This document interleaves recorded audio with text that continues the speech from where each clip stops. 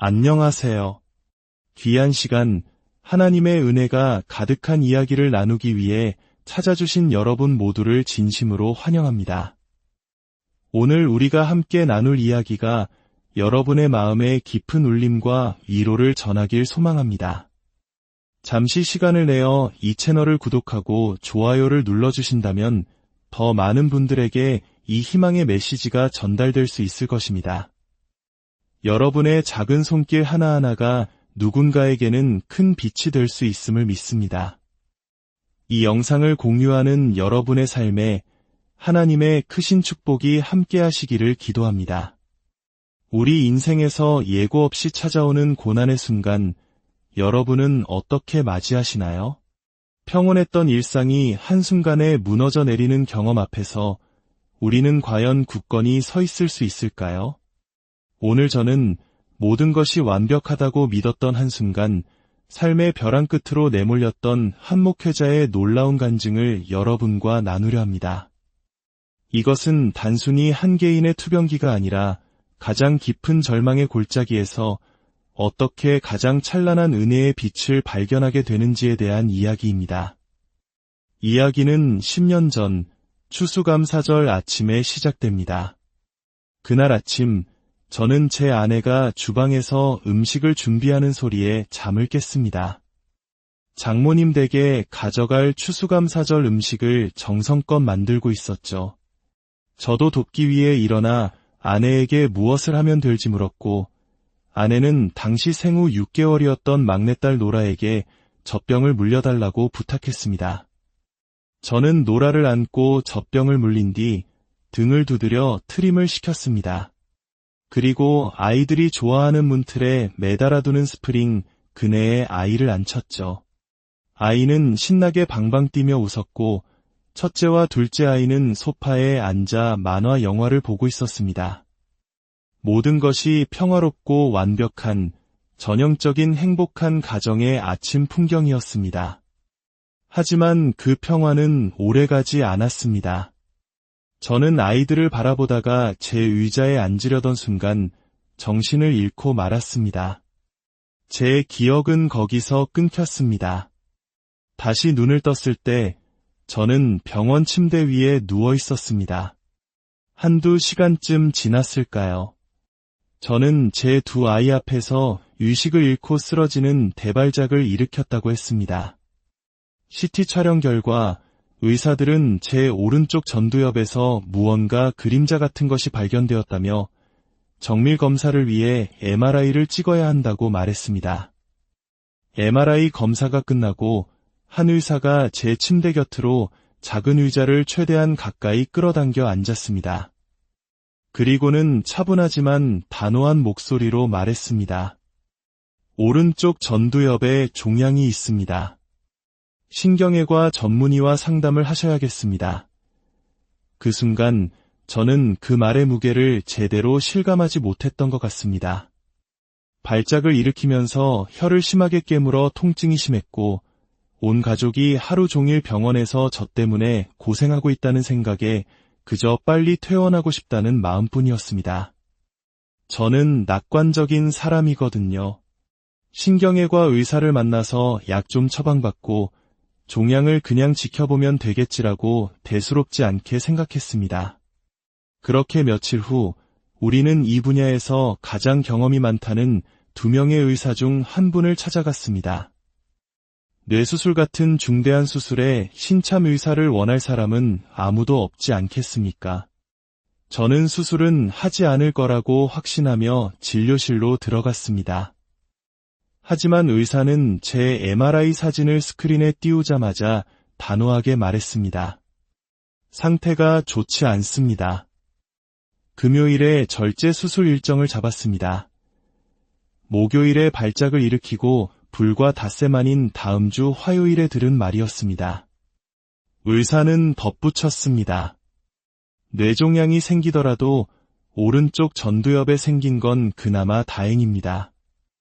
이 부분은 공간 추론 능력을 담당하는 곳이거든요. 공간 추론 능력. 그것은 어떤 아이디어나 개념을 다양한 각도에서 살펴보고 체계적으로 정리하여 저장하는 능력을 말합니다. 그 말을 듣는 순간 제 머릿속은 하얘졌습니다. 맙서사, 그건 제가 가진 유일한 재능인데요. 제 직업은 성경을 읽고 신학자들의 글을 연구하고 여러 각도에서 그것을 바라보며 성령님의 조명하심을 구해 설교를 구성하는 것입니다. 의사가 방금 설명한 그 능력 자체가 제 생계수단이자 제가 평생을 바쳐 훈련해온 전부였습니다. 저는 속으로 절규했습니다. 차라리 다른 부분을 잘라내면 안 될까요?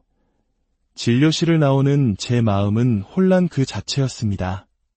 저는 교회 동역자에게 전화를 걸어야 했습니다. 언제 다시 강단에 설 수 있을지, 수술 후 깨어났을 때 제가 어떤 모습일지 아무것도 알 수 없었습니다. 무엇보다 제 아이들이 가장 걱정되었습니다. 아이들 앞에서 발작으로 쓰러지는 끔찍한 모습을 보여준 것만으로도 이미 아빠로서 너무나 미안하고 가슴이 아팠습니다. 수술 며칠 전 저는 교인들을 위해 비디오 영상 하나를 촬영했습니다. 제가 다시는 돌아오지 못할 수도 있고 돌아오더라도 예전과 같은 모습이 아닐 수 있다는 생각에 마지막 인사를 남기고 싶었기 때문입니다. 10년이 지난 오늘 아침에서야 그 영상을 다시 보았는데 솔직히 고백하건대 수술 전에 그 말을 한 것보다 수술 후에 그 믿음대로 살아내는 것이 훨씬 더 어려웠습니다. 영상 속에서 저는 히브리서 11장의 말씀을 나누었습니다. 어떤 이들은 믿음으로 사자의 입을 막기도 하고 이방 나라의 군대를 물리치기도 했습니다. 하나님은 제게 지난 35년간 그런 승리의 삶을 허락하셨습니다. 하지만 성경은 동시에 이렇게 말합니다. 어떤 이들은 더 좋은 부활을 얻기 위해 혹독한 고문을 견뎠고 톱으로 켜서 죽임을 당했으며 궁핍과 환난과 학대를 받았다고 말입니다. 저는 언제나 이 말씀을 가르치면서 마음 한구석에 불편함이 있었습니다. 하나님께서 너에게는 늘 좋은 것만 주셨으니 내가 고난받는 자들의 믿음을 어찌 알겠느냐는 비판을 받을 것만 같았기 때문입니다.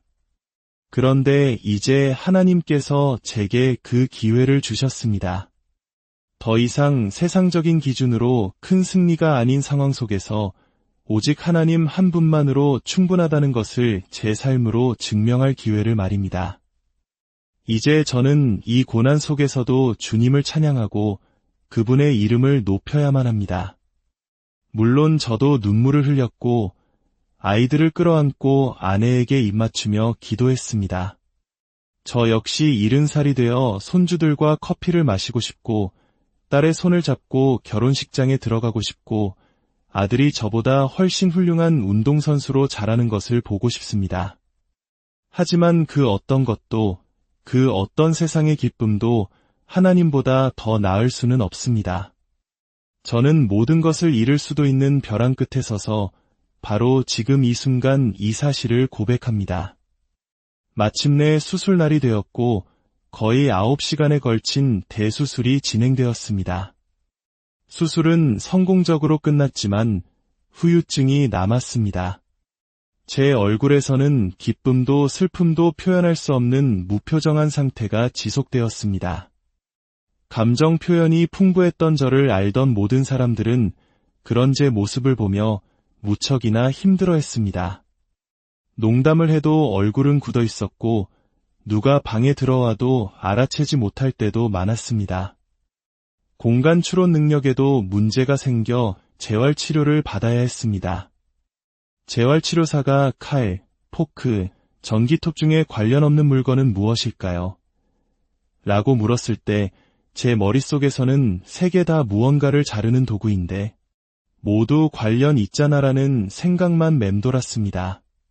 그렇게 혼란스러운 재활의 시간을 보내는 동안 아무도 제게 수술 결과에 대해 정확히 알려주지 않았습니다. 그러던 어느 날 수술 후 약 열흘쯤 지났을 때 의사가 저와 아내를 불렀습니다.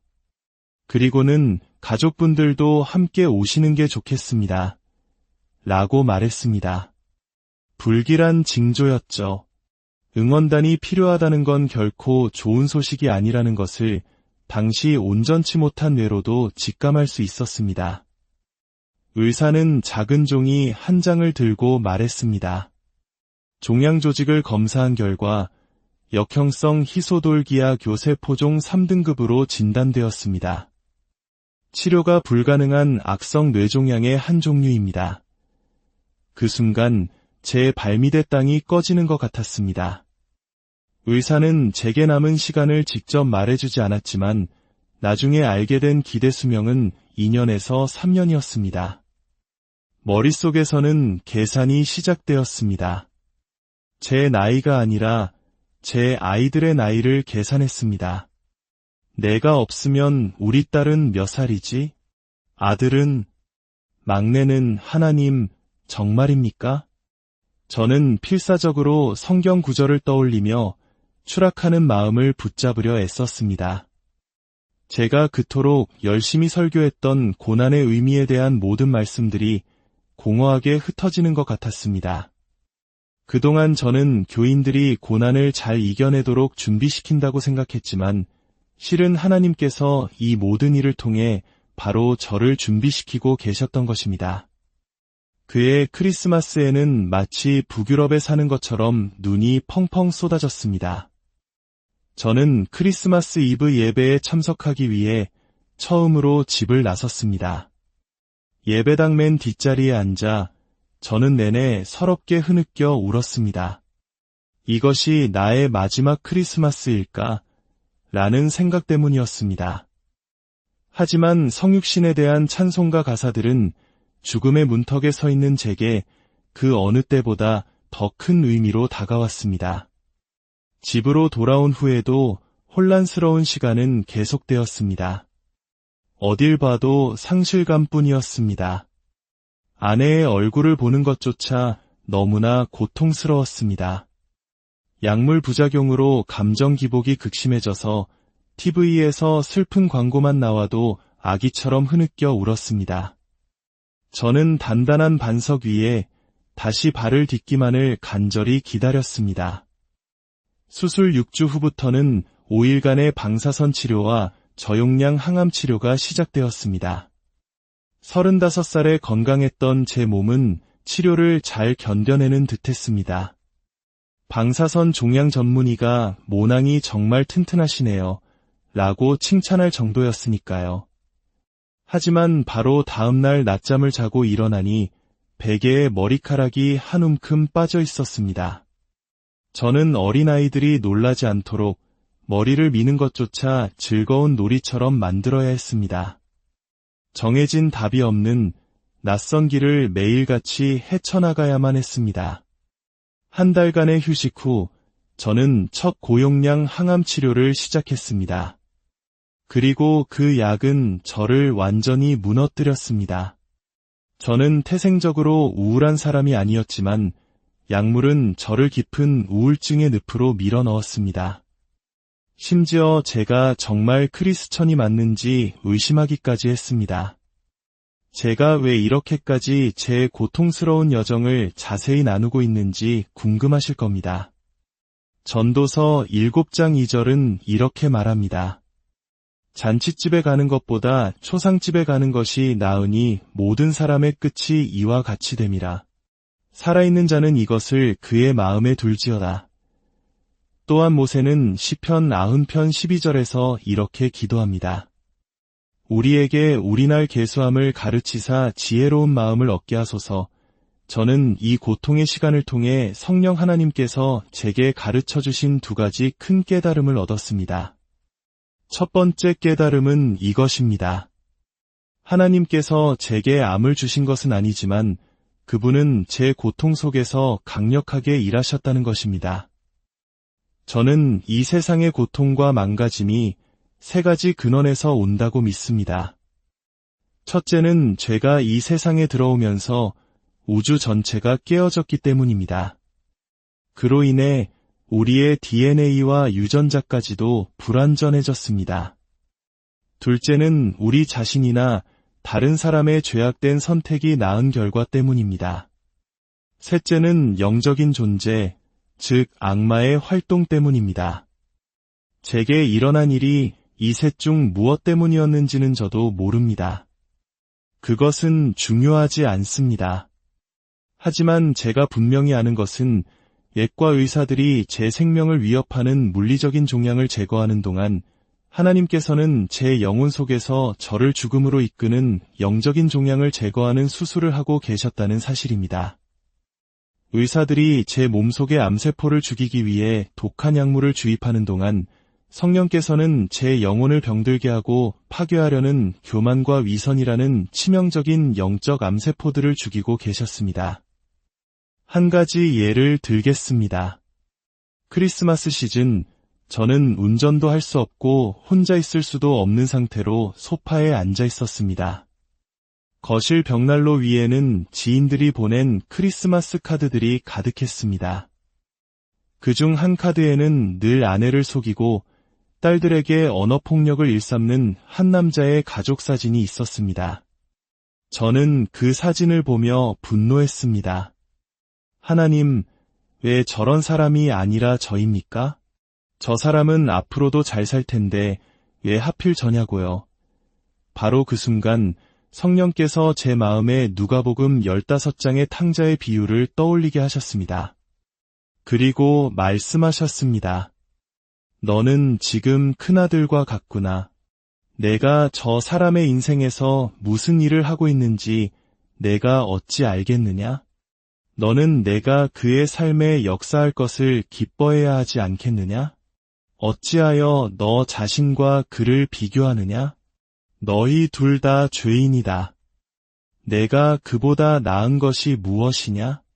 내 안에 있는 선한 것들이 너에게서 비롯되었느냐? 아니면 내가 심어준 것이냐? 하나님께 찬양을 드립니다. 저는 제 안에 그런 위선적이고 교만한 마음이 숨겨져 있는지 전혀 몰랐습니다.